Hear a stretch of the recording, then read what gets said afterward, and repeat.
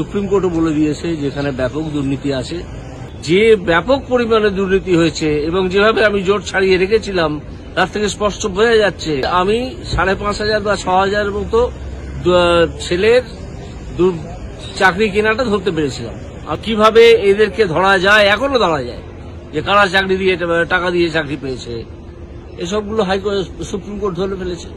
ওই মমতা যদি তাড়াতাড়ি পদত্যাগ করে তাহলে ভালো, না হলে পশ্চিমবঙ্গের মানুষ খুব শিগগিরই তাকে ছুড়ে ফেলে দেবে।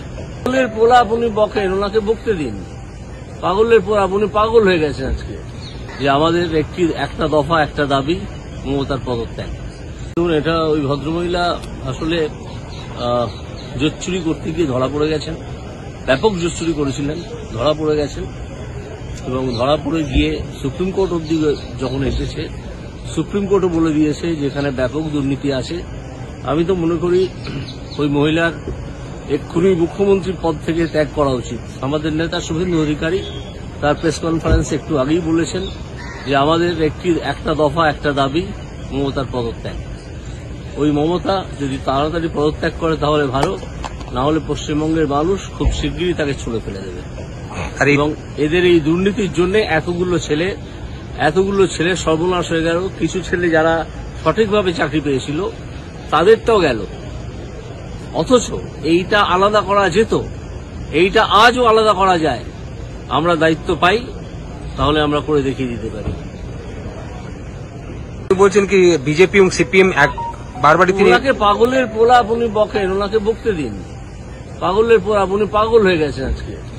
এত বড় ধাক্কা তো উনি আসেননি, উনি পাননি। এর মধ্যে এই ধাক্কাটা উনি ভেবেছিলেন যে এটা উনি যেটা করতে চেয়েছিলেন, কৌশল যেটা ছিল ওনার, সেটা হচ্ছে আমি 5,500 বা 6,000 মতো ছেলের চাকরি কেনাটা ধরতে পেরেছিলাম।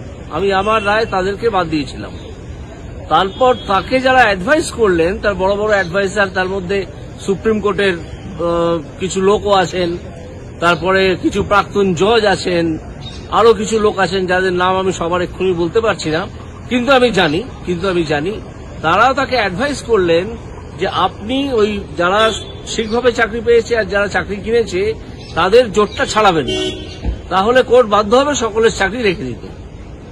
কিন্তু তারা তো জানেন না যে ঘটনাটা এটা ঘটেছে, যে ব্যাপক পরিমাণে দুর্নীতি হয়েছে এবং যেভাবে আমি জোট ছাড়িয়ে রেখেছিলাম তার থেকে স্পষ্ট বোঝা যাচ্ছে।